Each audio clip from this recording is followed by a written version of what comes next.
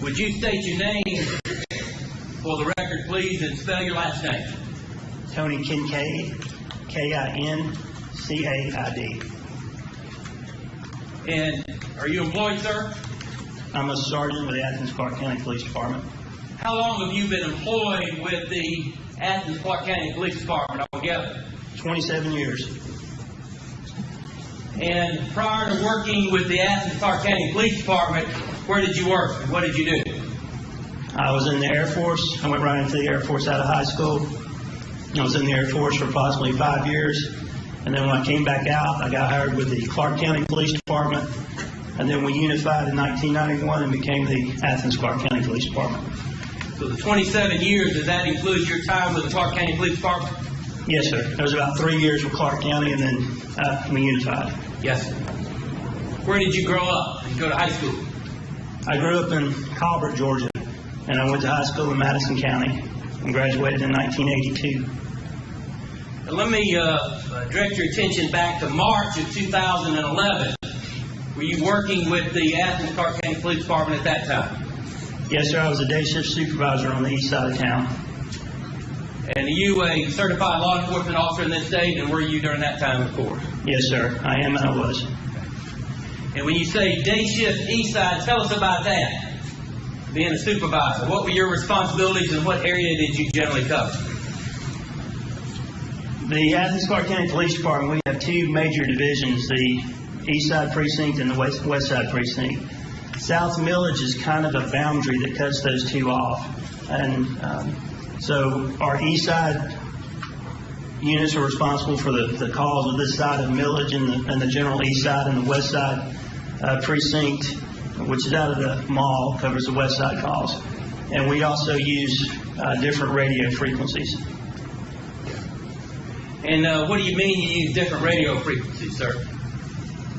We have the ability to monitor the west side radio traffic, but if we as an east side unit, I monitor east side radio traffic, because if our dispatchers dispatch, they have a west side dispatcher and they have an east side dispatcher. So we have two separate dispatchers. And can you monitor both sides at the same time if you choose to? You can scan. I usually don't because the call volume is so high, and our major responsibility is not for the west side of town, it's for the east side of town. And if you will, how do you actually monitor? How does that work? Do you have radio in your car, radio on your person? Tell me about that. I have a radio that I carry on my side, and all I have to do is flip a switch, and that will allow me to scan. The east side radio traffic will be the primary radio traffic, but I have the ability then to scan the west side. Yes. Let me direct your attention, if I can, to March 22nd, 2011. You were working on that day, sir? Yes, I was. Your shift is a day shift, east side. From what time does that begin and what time does it end? We come in at 6:45 and we get off at approximately 3 o'clock in the afternoon. And during that time, sometime shortly before 1 o'clock in the afternoon, did you have occasion to come in contact with Jadon Brooks in reference to a kidnapping? Yes, sir, I did. Tell us how it is that you learned of that and what radio you got and how you responded and where you were, I guess, when you got that and what happened. The radio traffic was given out about a possible carjacking or kidnapping. Information was coming in, and at one point that the victim or victims were going to be at the Carmike Theaters on Lexington Road. I was in the area probably of Gaines School Road, and I started heading in the direction of Carmike to meet with the victim. And from Gaines School, how did you head? What was your direction or direction of travel? I turned onto Barnett Shoals Road and headed down towards Lexington Road, which would have ended directly at Carmike Theaters. And as you turned on to Barnett Shoals Road, what happened? I was flagged down by several subjects, 3 black males at the intersection of North Stratford and Barnett Shoals. And how far on to Barnett Shoals was that after you turned off to Gaines School, approximately? It's less than half a mile. It's not that far. In blocks.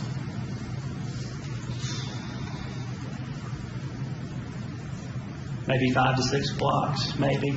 It's right at the intersection of Research Drive, where the YWCA is at. Yes, sir.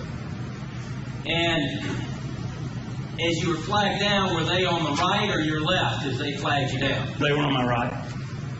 Did you pull into North Stratford there? Yes, sir, I did. In Stratford, that drive heads into what kind of housing area? It's I don't know if you would call them condominiums, but they're connected houses, apartments. Okay. When you pulled in, tell us what you saw and what you did at that time. Well, at that point I got out, and Mr. Brooks advised that he was the victim that we were looking for. I observed him. I saw that he had zip ties around his ankles, and I remember cutting off a pair of zip ties, which I believe, with my knife, which I believe were around his wrist, but I'm not 100% sure. At that time, once I realized that he was the victim, I gave out radio traffic to the other officers to know that, I had the victim there, that they didn't need to go to Carmike. They could come to where I was at. So I then talked to him to get the information about what had happened, and based on the information that he gave me, and I think our dispatch had also given out some of this information as well, we wound up having a boatload for 2 different vehicles, or a lookout for 2 different vehicles that were involved in this possible kidnapping. And what kind of vehicles were those? One was Mr. Brooks' vehicle, which was a 70s model Chevrolet Caprice, like a convertible. And then the other vehicle was a Cadillac DeVille. Okay. And did you obtain a name from Mr. Brooks of a suspect? Yes, sir, I did. And who was that? Jamie Hood. Did you put that information out as well at that time? I did give out the information that he was advising that Jamie Hood was a possible suspect, and also the information that came in that he possibly lived at the Cascades by the river on the west side of town, off of Broad Street. And when you say, you cut ties off at that time, where was he positioned at the time you cut the ties off his wrist? I really don't remember. I do remember we had him sit down in the back seat of a car, just because so he wouldn't have to stand there. But I don't remember. And were there other officers who arrived on the scene? Yes, sir. And who were those officers? I know that Sergeant Butt and Officer Tony Banks arrived, and there could have been other officers arriving in the peripheral, but those are the main 2 that I remember. When those officers arrived, did any of them took over the scene for report writing at all? Officer Tony Banks did. Now, let me show you if I can, and Judge, I'm sorry, I probably should have asked you to warm that up. Can you turn that on? Please. Are you doing the help? Okay. Yes, sir.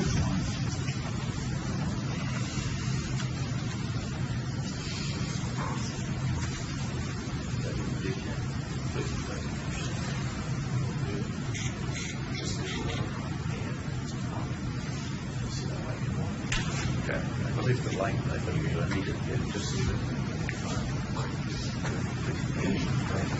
Usually for that. Yeah. Let's see if it's just okay. Thank you.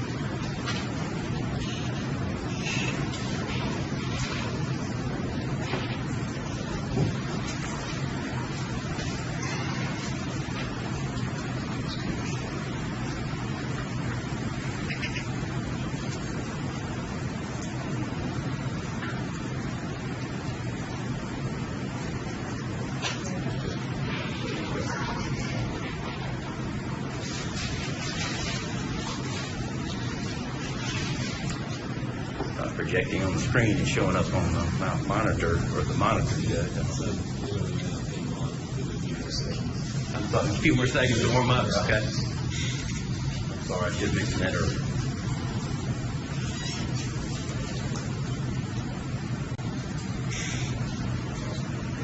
Okay. Let me show you, if I can, what's been introduced as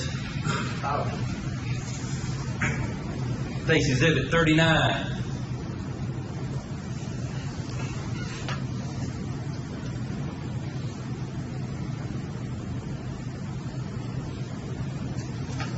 You recognize that particular photograph, sir? Yes, sir, I do. And for the record, what is that a photograph of, or who is that a photograph of? It's a photograph of Mr. Brooks at the intersection of North Stratford and Barnshells Drive. And State's Exhibit 40 that's been introduced.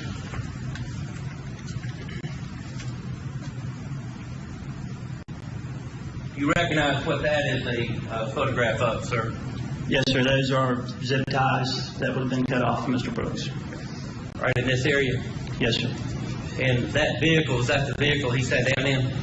I cannot positively say if that's the vehicle, but I'm sure that it is, since that's the only vehicle that was there, and the back door being open of the vehicle. Thank you, sir. Turn the lights back on, please.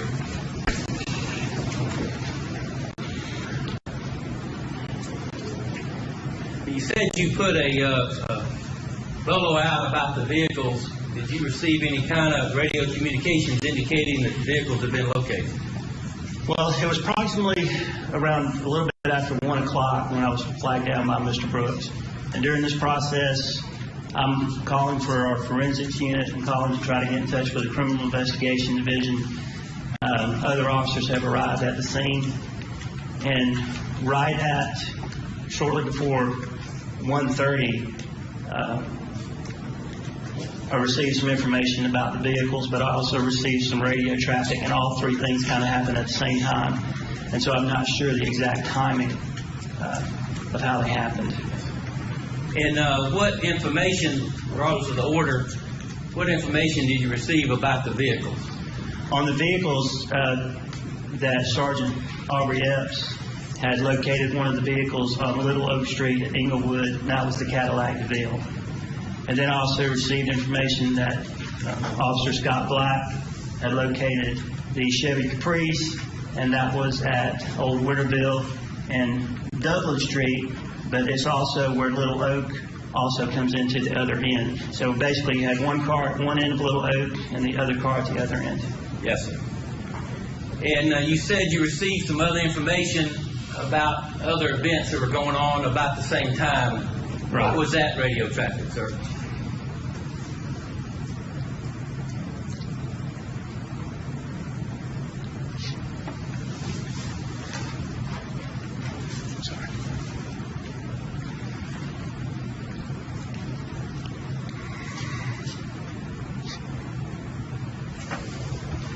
At that time,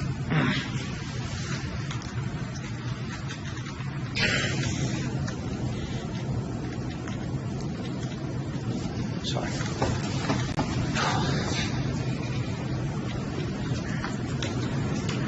I had radio traffic that came in, and I could not tell what the radio traffic said.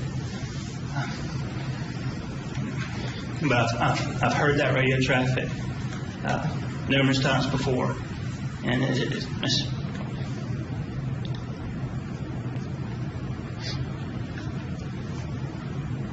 Take a moment if you need to.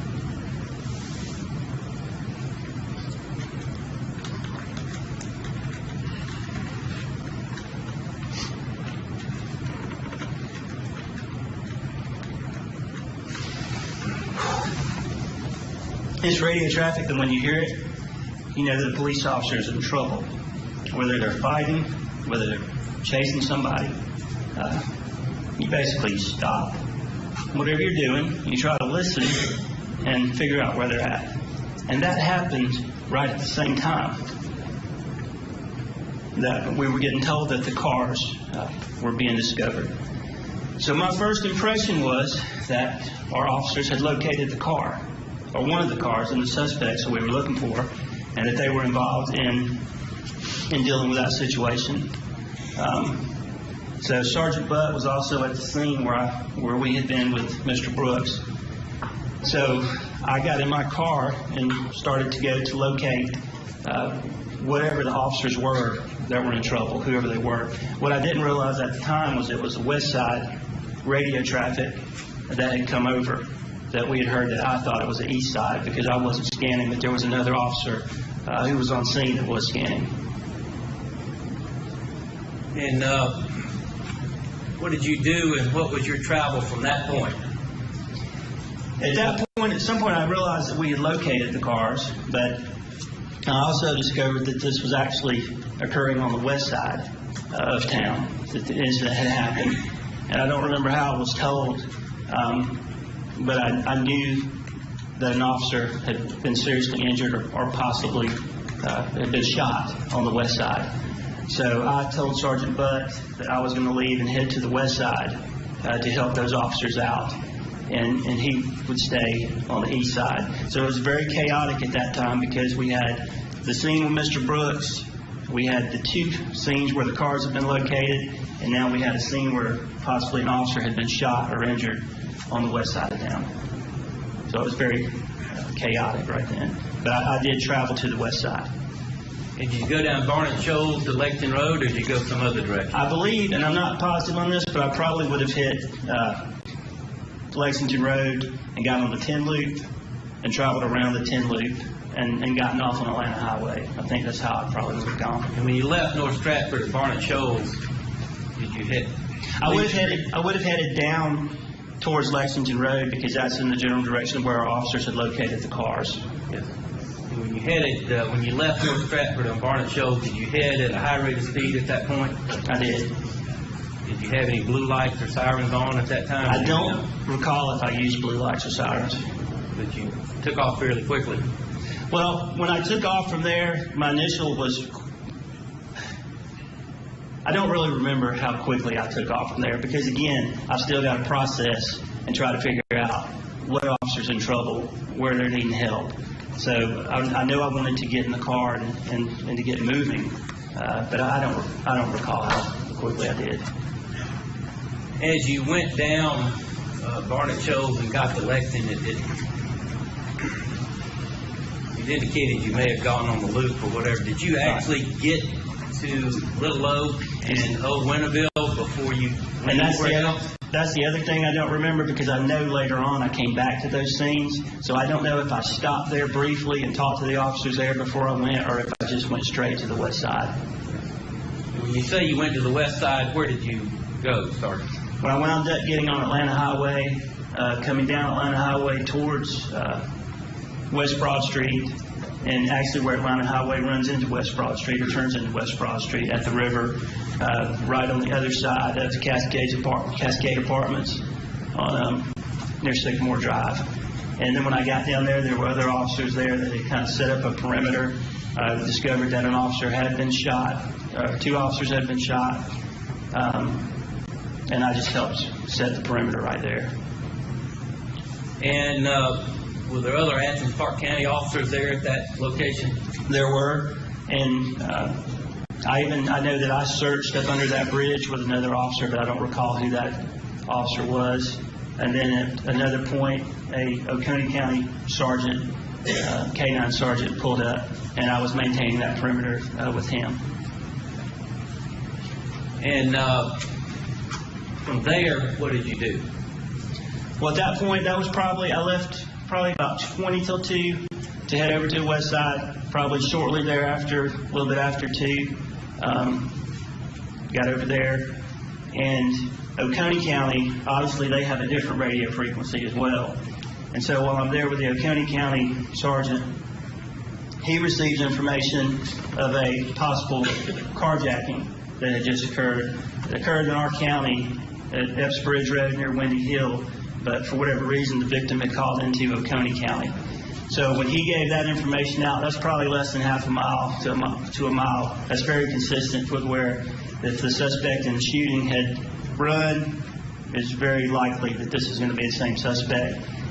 Some information was given out that the suspect even told her that he was running from the police, and there was something about a gun stuffed in his pants. And so whatever information that was given out by Oconee, I passed it out then to the Athens Clark County dispatchers and to the officers so that they would know that information. And it also stated that her vehicle was I think it was silver, but it was a Geo Prism, or a Chevrolet Prism was the vehicle that had been carjacked. Get that information out so that officers could stop looking where we were looking and expand our search, because now we had a vehicle that had been carjacked and our suspect we're looking for was in a car, another car. And after you gave out that information, was anything that came in about a possible sighting of that Chevy Prism? Yes, sir. Very shortly thereafter, an officer thought that they had seen the vehicle on the 10 loop headed north towards South Millage, which was again consistent with if you had traveled that way, you could have gotten on the 10 loop and you could have headed north that way. And it's also, we knew the incident location being on Rannoch Road for the original kidnapping, and that it was possible that our suspect was going to head back towards Rannoch Road, and that is, you can head there that way. After receiving that information, what did you do? That was probably between 2 and 2:30. Then I went back to the east side, helping the officers out with the scenes where the vehicles had been recovered. Maintaining, we had officers set up around the area of Rannoch Road, Spring Valley Road, trying to look for the Prism. And sometime around 5 o'clock, and I believe there was a call came out about a suspicious vehicle in the area of Airport Drive, and we were thinking that was going to be the vehicle we were possibly looking for, and we were over in that area trying to find it, and Sergeant Vaughn Anderson located that vehicle sometime after 5 o'clock, and I was very close to him when he got out over there, and we got out, and as soon as we got out as well, numerous other State Patrol, GBI agents, officers all came out. So we located the Prism on Airport Drive, but it was unoccupied. And is that very far from Rannoch Road? It's half a mile to a mile.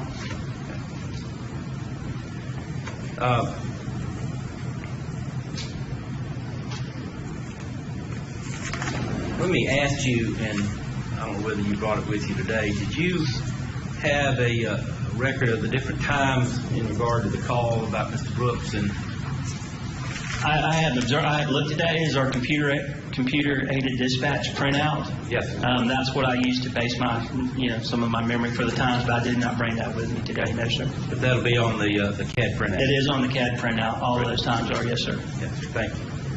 Let me ask you, sir, at what point and where were you when you learned of what happened to Officer Christian? I don't remember. I know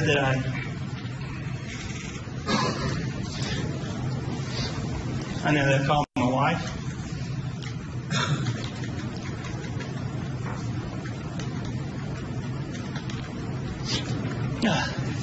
And told her that an officer had been shot and probably seriously injured. And so that she would know that it was not me if the information got out. But I don't remember when I was told.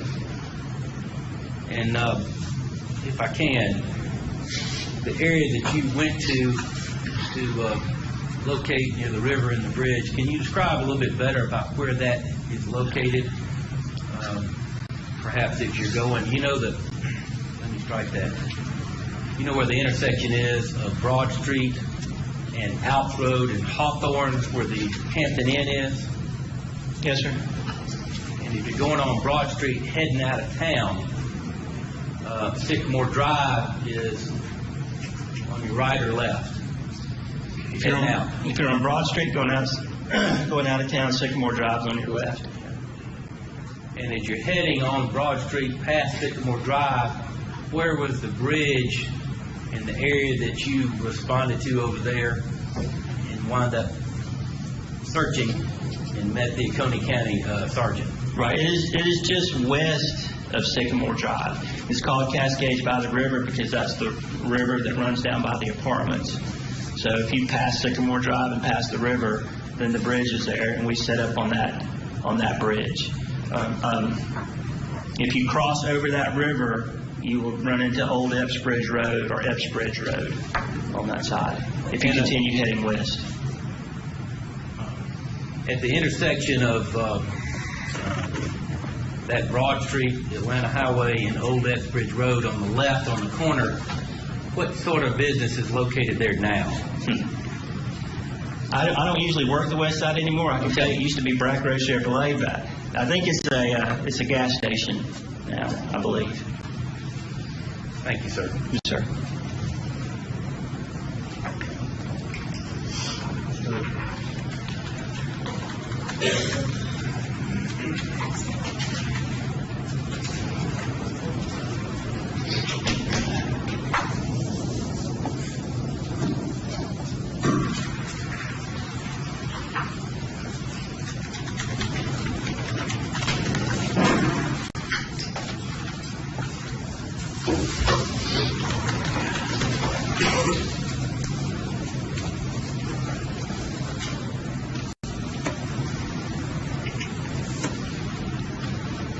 Morning, sir. Good morning. For a circumstance, I really appreciate you being here.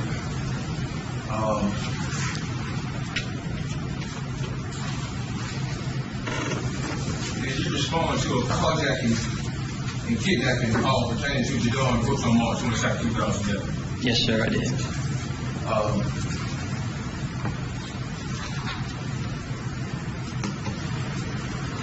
You stated that you heard some radio traffic by dispatch. Is that what makes you go to the call with Jadon Brooks? That's what made me go to the call, to meet with the victim. Okay. Could you explain how the officer relate the dispatcher to the officer? Could you explain that process? I'm sorry. Could you explain how the dispatcher relates their call to the officer on the road? Yes, they have a radio communication system inside in their communications office, and when 911 calls come in, they receive the calls, and then they dispatch them out over the radios. Their radio communication systems there at the office, and we get them on our radios that we carry on our duty belts. Is it true that dispatch advised all units that 4 males, 3 wearing ski masks, carjacked Jadon Brooks at the red light right beside the pit top? That's very possible. I don't remember all the traffic that was coming out, but it's very possible. Okay. When you met Jadon Brooks, did he tell you that 4 males, 3 wearing ski masks, carjacked him at the red light right beside the pit top? He may have, but all I remember is him saying that you and several other males that were armed were responsible.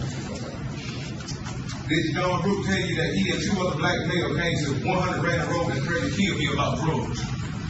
I don't remember him saying that. That he came to kill you? I was just asking you, did he tell you that? No, I don't remember that. Did Jadon Brooks tell you that he came to 100 Random Road about some marijuana? No, he did not. So he didn't mention no marijuana to your name? No, he didn't. Is it true that Jadon Brooks did not tell the 911 dispatcher that he came to 100 Brandon Road about some marijuana? He may have. When you heard the radio traffic, did the 911 dispatcher say anything about Jadon Brooks and marijuana? I didn't hear anything about Jadon Brooks or marijuana. Okay. And if he did tell me that, I don't remember him telling me that at the scene. Did Jadon Brooks tell you that he had a steel and black gun with him when he and 2 black males came to 100 Brandon Road and threatened me about some marijuana? No, sir, I don't remember him saying that. He didn't mention anything to you about a steel and black gun? I didn't get into a lot of details as far as why he was over there. That was not my initial responsibility. You wrote a written report on this incident. Did you write a written report on this? I wrote 2 supplementals. Okay, I'm sorry. That's why he called supplemental. Right. Do you recall in your supplemental statement that Jadon Brooks stated that he had gone to see Jamie Hood at the Hood residence on Randy Road when Jamie and several armed masked men zip-tied him, duct taped his face, and threw him in the trunk of the car? Yes, sir. You recall saying that? Yes, sir. I noticed I don't see anything about no marijuana in your written statement. Right.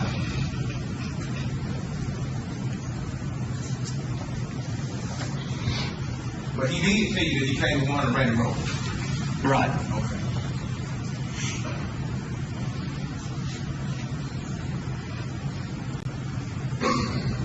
Did your dog Brooke tell you that one of the guys with me allegedly had a silver and black gun? Again, he may have, but all of the details of what he told me, I don't remember, other than it being several, you and several other males and guns. The information he was giving me, it was also given to other officers and was also coming out at the same time that the cars were located and that the incident happened on the west side of town. Well, no further questions. Thank you, sir. Is it right? Yes, Your Honor.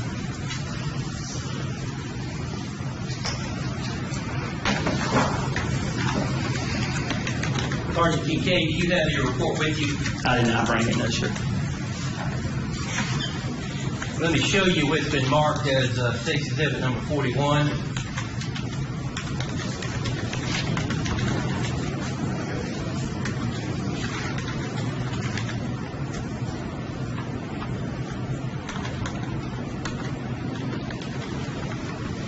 You recognize that as a copy of your report?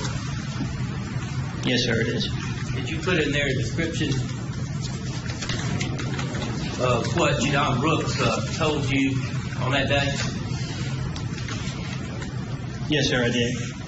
And would you relate to the jury, after looking at that, in your own memory, what it is that he told you happened to him at that time? Right, it's the same statement that was given out that he stated he had gone to see Jamie Hood at the Hood residence on Rannoch Road when Jamie and several armed masked men zip-tied him, duct taped his face, and threw him in the trunk of a car. And then what did he say happened? He stated that he had popped the emergency trunk release and got out of the vehicle on Oconee Street when he was picked up by other subjects. And that was consistent with the radio traffic on the initial call. Thank you, sir.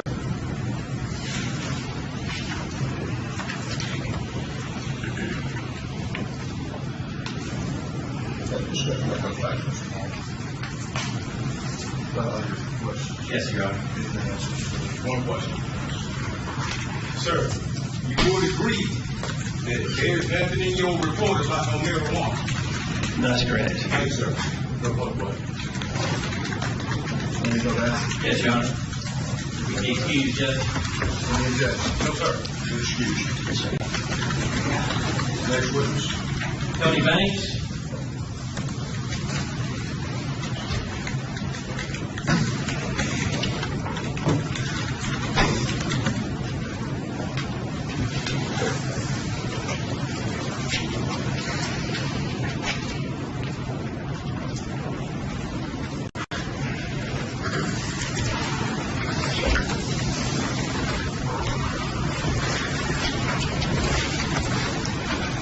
Stand and please raise your right hand, sir. Yes, sir. You solemnly swear the testimony about to give the court in this matter of State versus Jamie Donnell Hood will be the truth, the whole truth, and nothing but the truth to help you God. Yes, sir. Have a seat, please. Would you state your name to the jury, please? Anthony Banks. You go by Tony? Yes, sir. And are you working, sir? Today I'm off. And are you employed? Where are you employed? Athens Clark County Police Department. And how long have you been employed with Athens Clark County Police Department?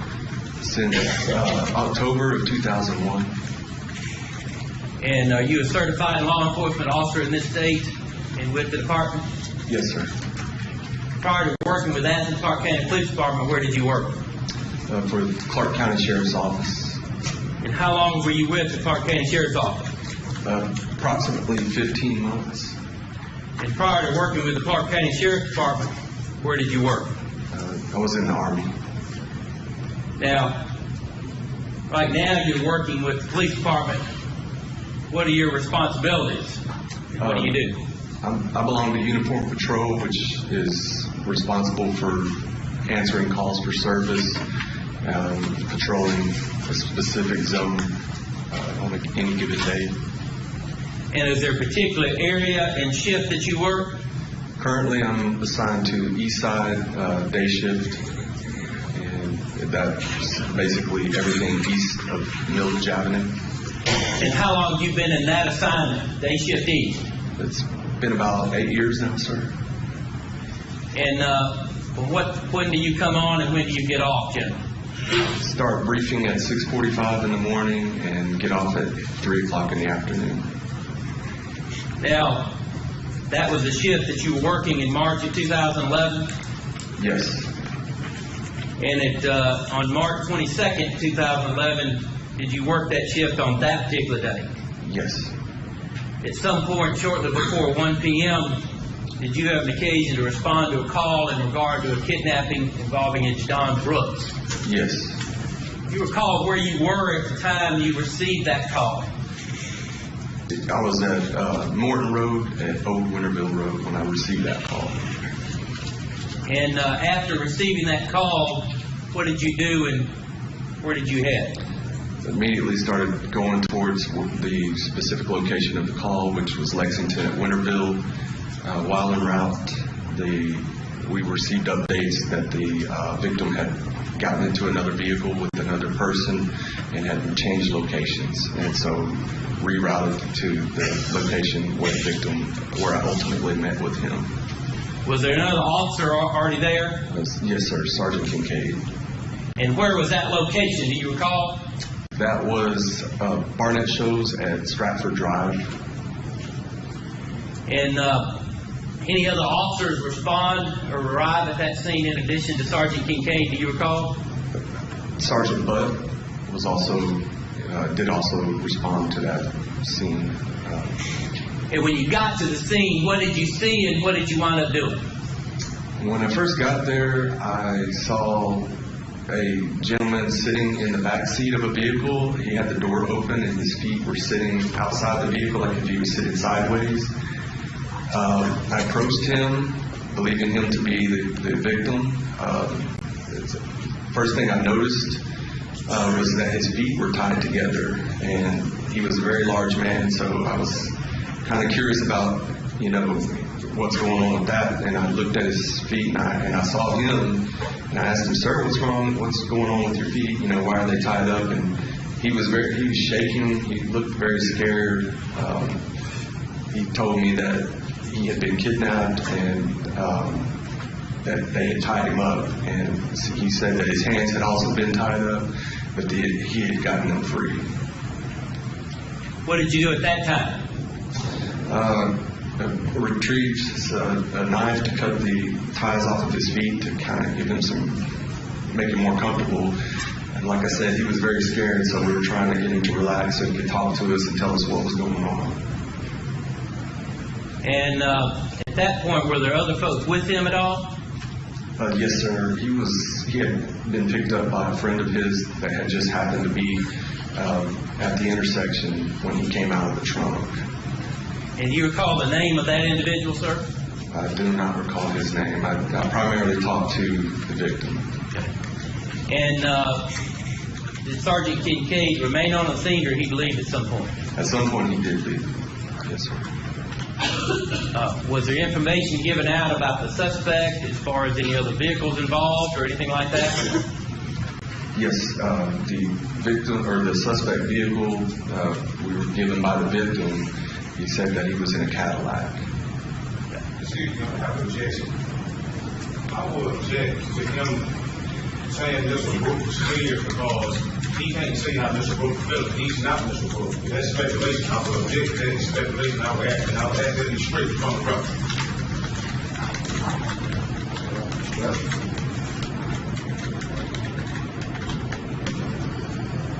I'll sustain the objection, but I'll sustain the objection.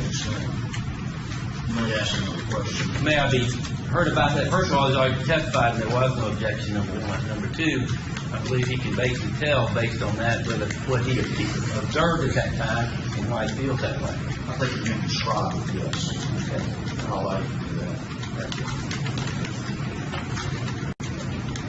If you will, sir, as far as Don Brooks, You indicated that he was shaking, Yes, sir.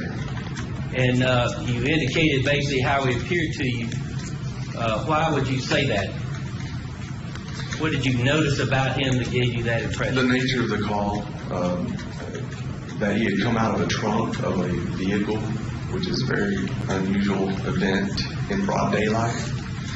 The size of the individual, being put in a trunk like that.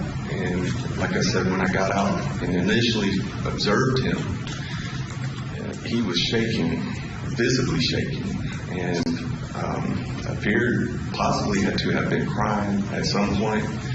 His eyes were swollen, kind of wet. He wasn't sobbing in front of me at that moment, but he definitely appeared that he might have been crying prior to my arrival. So, Let me show you, if I can, what's already been introduced as State's Exhibit number 39.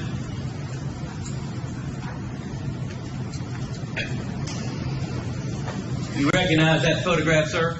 yes, sir. And what is that photograph? That's the victim, John Brooks, as he appeared when I responded to the scene. Who took that photograph? I did. Let me show you what's been introduced into evidence as State's Exhibit number 40. You recognize that, sir? Yes, sir. And what does that depict? Those are the zip ties that the kidnapper had used to restrain Mr. Brooks, and the ones that's how they appeared after I cut them off of his legs. This vehicle here, was that the vehicle that he was sitting in when you arrived? Yes, sir.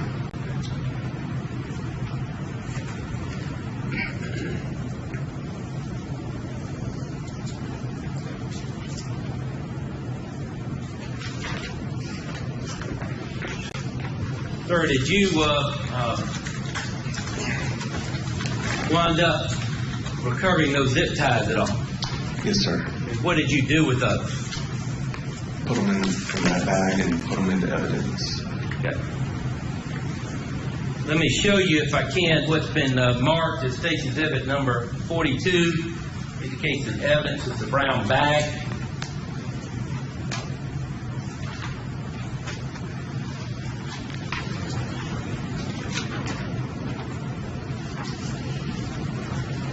For the record, describe what State's Exhibit 42 is, that bag itself, and the writing on that, and who wrote on it, and what it relates to. It's 5 plastic zip ties, and it's an evidence bag that I put the zip ties in, and gives the date and where I put them into the evidence lockers. Is that your writing? And it is my writing, yes, sir. And after putting them in that bag, did you leave the bag open, or did you staple it closed? I stapled it. We sealed it. Yes, sir. Sealed it. And if you will, please open that bag and look at its contents, please, sir.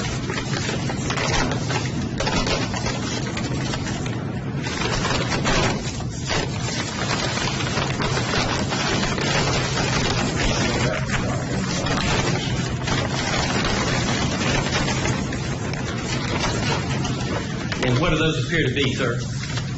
The plastic zip ties that I recovered at the scene. Your Honor, that I would tender into evidence State's Exhibit number 42, as well as the contents of that.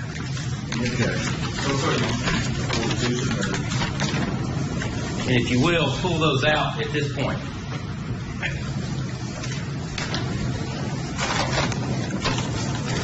Display those to the jury, sir.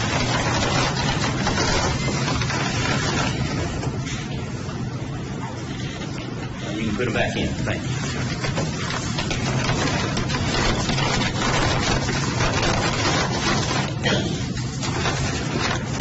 Thank you.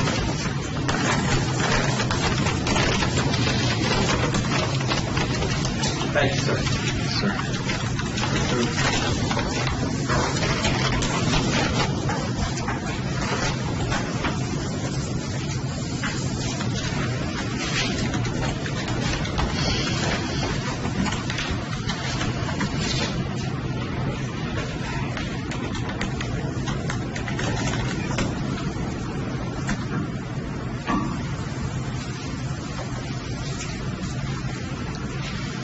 sir. Good morning. And for the circumstance, I appreciate you being here.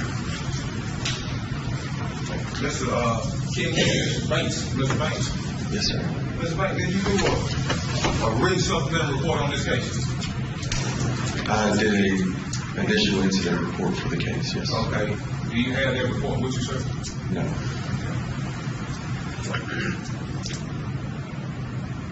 Did you know you were going to testify today, sir? Yes, sir. Why didn't you bring your written report? I got it in my head. All right.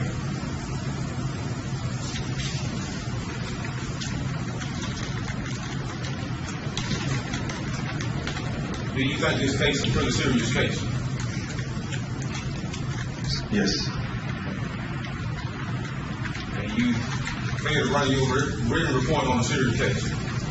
Yeah, it's not something I'm really going to forget, so I don't need anything to refresh my memory.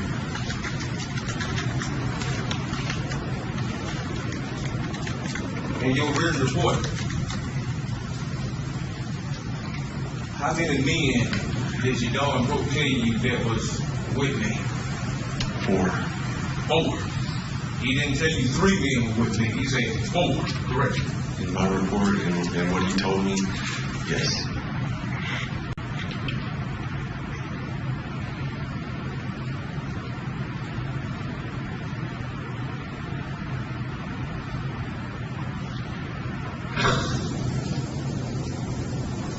In your written report, I see that you said Jadon said he wanted that I want to show him something. Correct? Yes. What was that something that I want to show him? Did he tell you what that was? No. Do you have anything in your written report about Jadon Brooke telling you anything about some marijuana? No. No.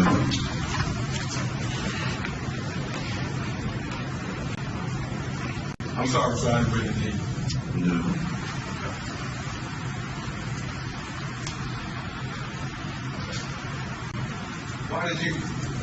How did you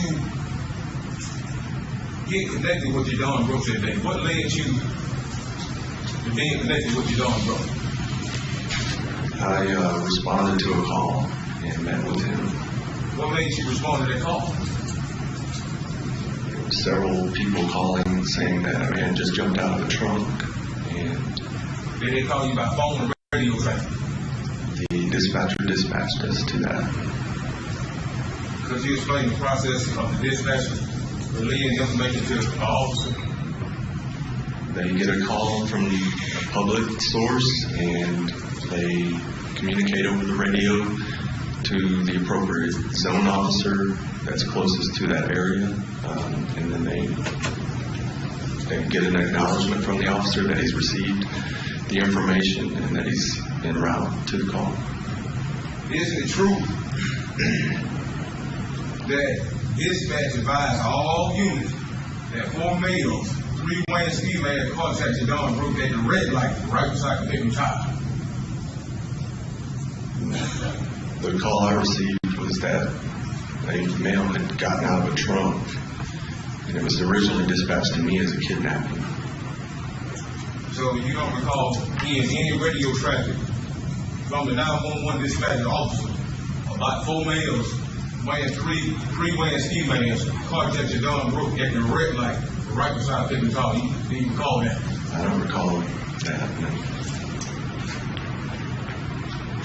Did Jadon Brooke tell you that he and 2 other black males came to 100 Ranch Road and threatened to kill me about some marijuana? No. Did Jadon Brooke tell you that he had a silver and black gun when he came to 100 Ranch Road? No. Never mentioned no silver and black gun. No. Never mentioned no marijuana. No. But he did say 4 males were with me. Correct? Yes.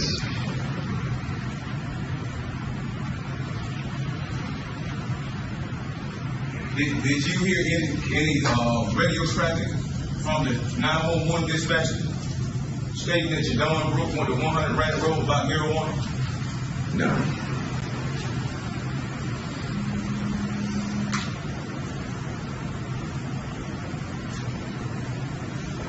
No further questions. Thank you, sir. Raise your right. No, Your Honor. Need to be excused. No, sir. You're excused. Call your next witness. David Taylor.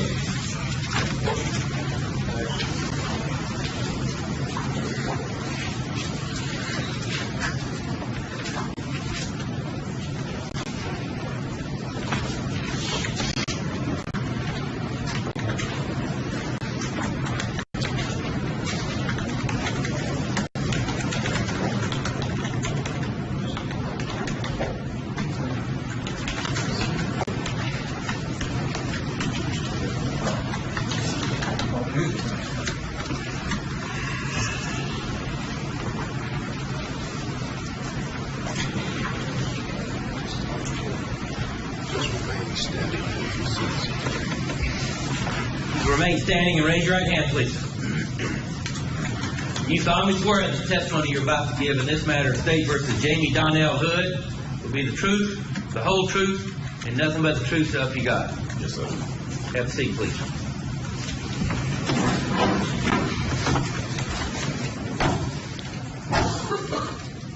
You don't have to lean up to that mic, but pull it towards you just a tad. There you go. Thank you, sir.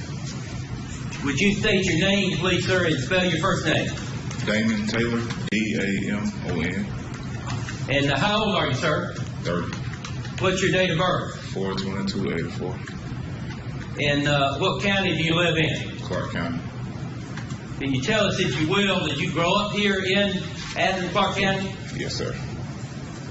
Speak up just a little Yes, bit, sir. or maybe pull it. Yes.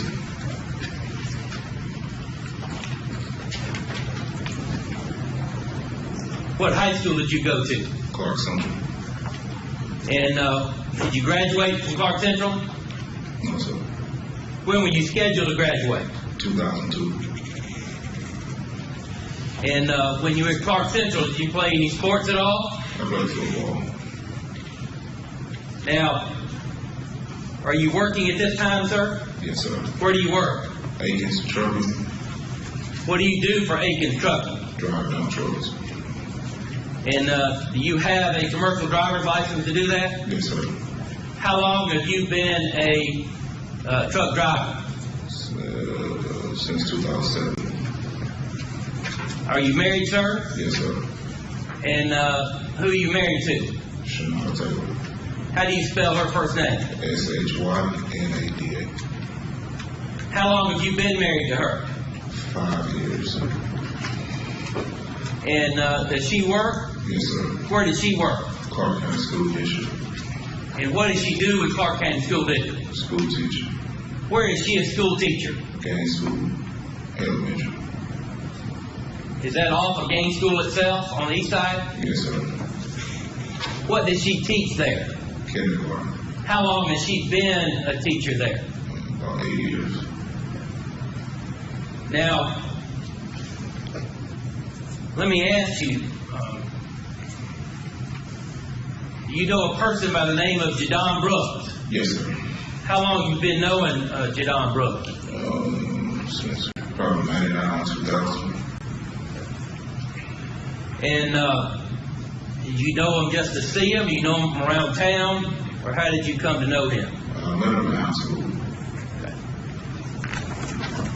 Now, did you know a person by the name of Jamie Donnell Hood? I know who, yes, sir. And the person you know of as Jamie Donnell Hood, do you see him in the courtroom today?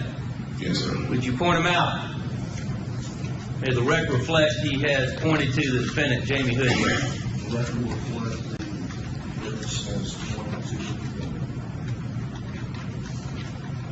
Is he older than you or younger than you? Yeah, he's older than me. How about Jadon Brooks? He's older than me, too. As far as Jamie Hood, about how long have you been knowing him? I met him had to be in 2010. And how did you meet him, sir? He started coaching on a little league football team that I was coaching on. And what team was that? Classic City Chiefs. And what age group was that? Ages 4 through 12. Now, let me direct your attention back to Tuesday, March 22nd, 2011, around 1 o'clock that day. You recall basically where you were and what you were doing at that time?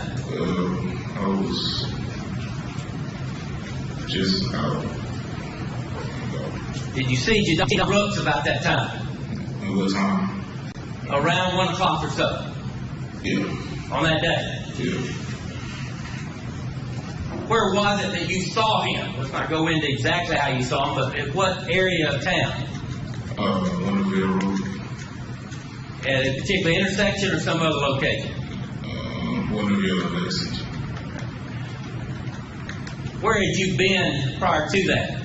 And where were you going? I was leaving my house off of Vine Street. I was going to take my wife something to eat for lunch. And were you driving a car or were you riding in a car? I was driving.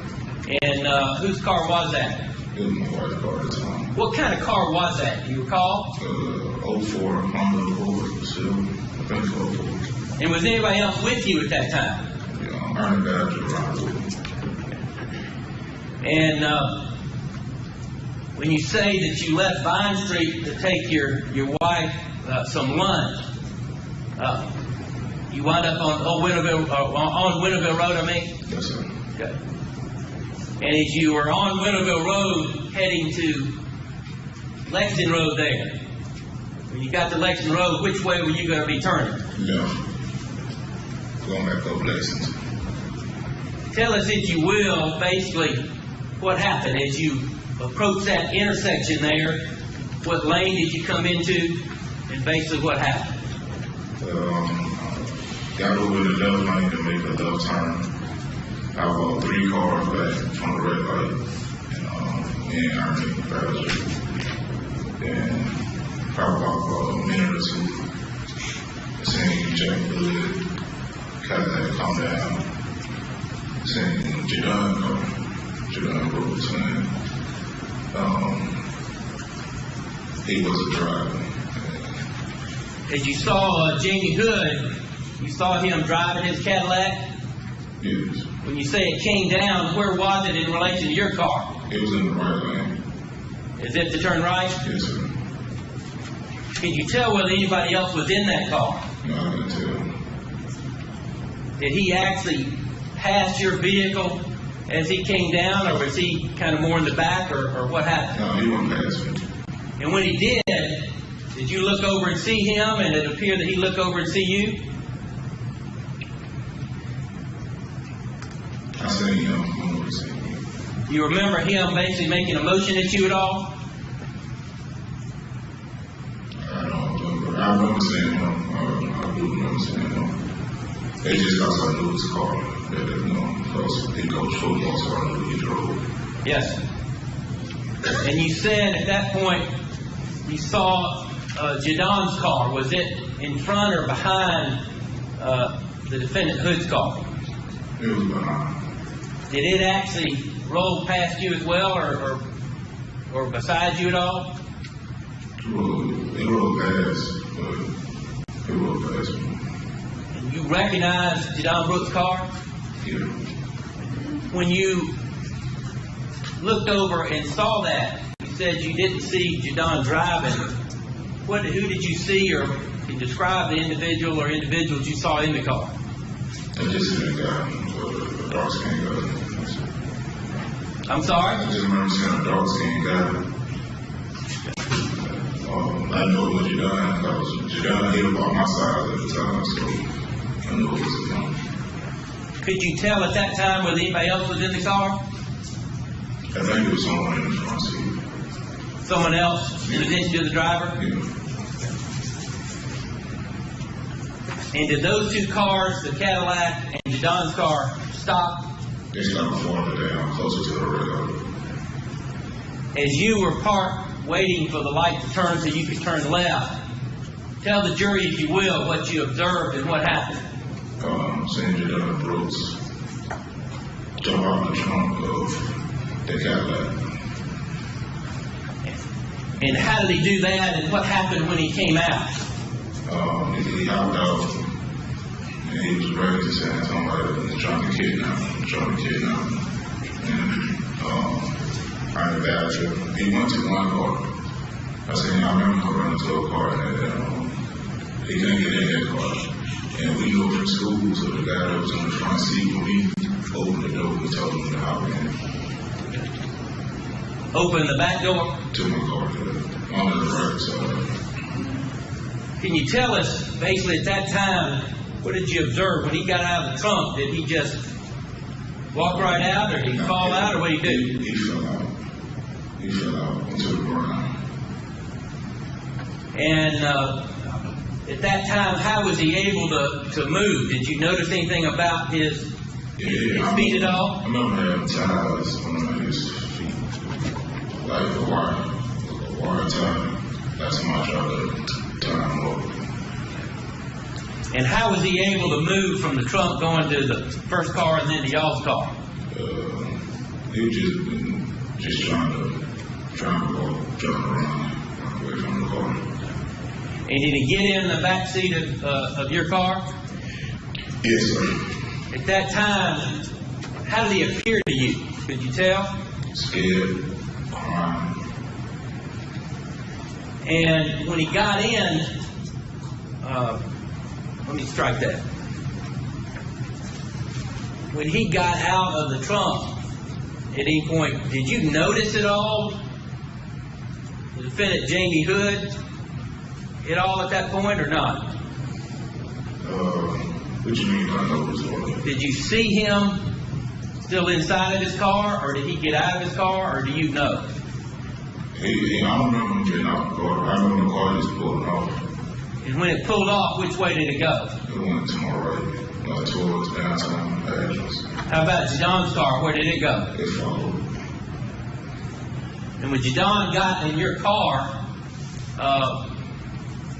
what did he say? He was just saying, he trying to kidnap me, he was going to kill me. Scared, which probably anybody would be.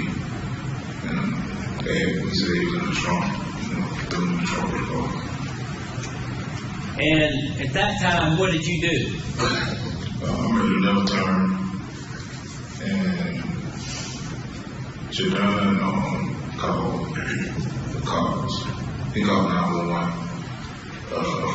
While he was on the phone with him, I proceeded to take my wife some lunch because I'm still in shock of what's going on, basically. And I just told him to tell the police to meet him. And it was right at the gang school, but I didn't want police coming to the school.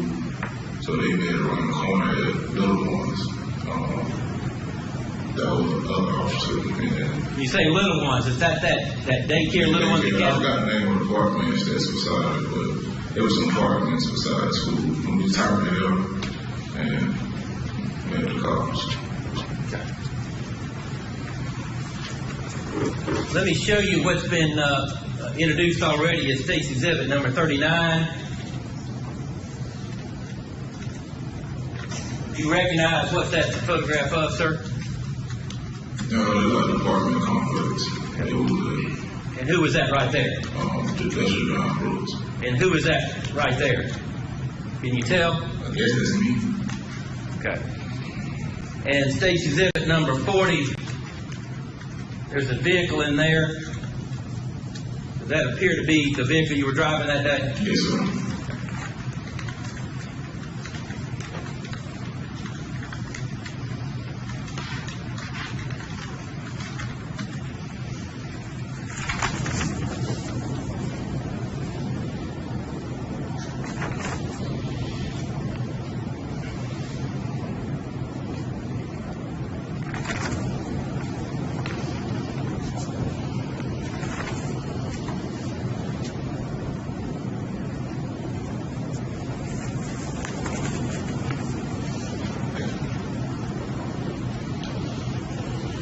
When Kenyatta was there in your car, Not Kenyatta, Jadon. I'm sorry, Jadon was in your car, do you recall him saying anything at all about a Ken? He said Jamie kept asking what he can do, but he said he didn't know. Thank you, sir.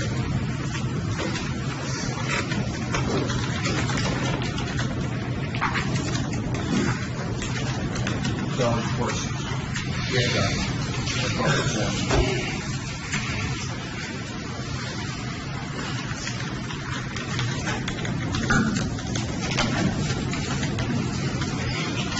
Morning, sir. You stated, you know Jadon Brook from school. Yeah.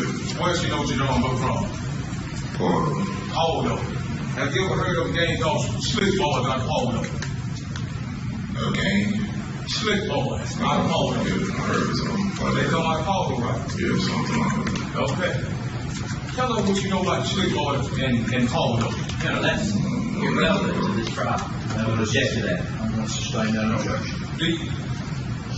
Is it true that Jadon Brook is part of a gang called Slick Boys? I don't know if it's part of the game called Slick Boys. But you know what is Slick Boys? Your Honor, I would object to that. It's already. On March 22nd, 2011, did Jadon Brook tell you that he comes from over to my parents' house? You told me he came over there. Did he tell you that he come over there about some marijuana? And you don't tell me the reason for coming over Did there. he mention no marijuana? No. Did he tell you that he had a silver black gun with him when he come over to my mama's house? No, I didn't tell Did he you mention that? No. Did he tell you that he had two other black males with him when he comes to my mama's house? No. Did he tell you that he threatened to kill me or buy some marijuana when he came to my mama's house? No. Were you one of the guys with Jadon Brook when he come to my mama's house? No. Now, I heard you say that you allegedly saw Jadon Brook car behind my car. Yeah. Do you have any way of, any evidence to prove that? The argument of it, I would object to it. I'll sustain that objection. You stated that you saw two black males and a Jadon car behind me. Is that correct? Yes. You said, how many black males was in that car? 2. Two. I believe you. Now, you said you didn't see me get out of the car. I didn't see it. When I seen you done, I was shocked. Somebody fed, somebody jumping out of the trunk of the car. Did you see a blue car behind my car? No, I didn't see it. So it wasn't a blue car behind my car. I don't remember seeing a blue car behind the car. No. Now, you stated that you know me from coaching Little League football. Yes. Okay. How did I act when I was coaching football with you and the kids? You know, that's, how he would act is not relevant law to this part of the trial.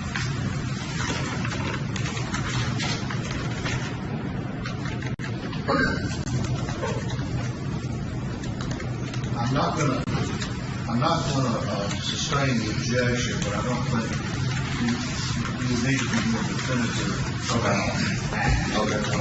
I understand. Did I ever tell you and the kids about some drugs when I was coaching football? Nah, discuss the drugs with the kids. Okay. Did I ever show you or the kids a gun when I was coaching football? No.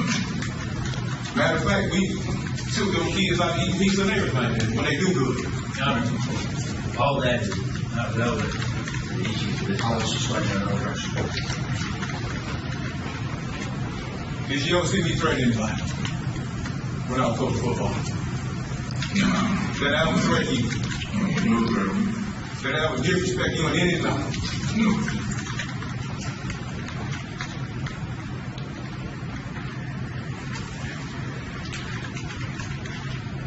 Who was in the car with you? I'm in Badger. Did he know Jadon Brook? Yeah. I really want one of them guys with Jadon when they come to my parents' house with him. No.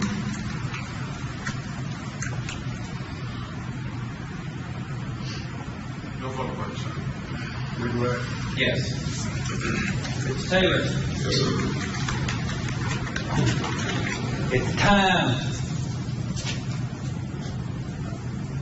You coached football with the defendant, Jamie Hood, in the fall of 2010. Were you aware that he'd been convicted and served time in jail for armed robbery?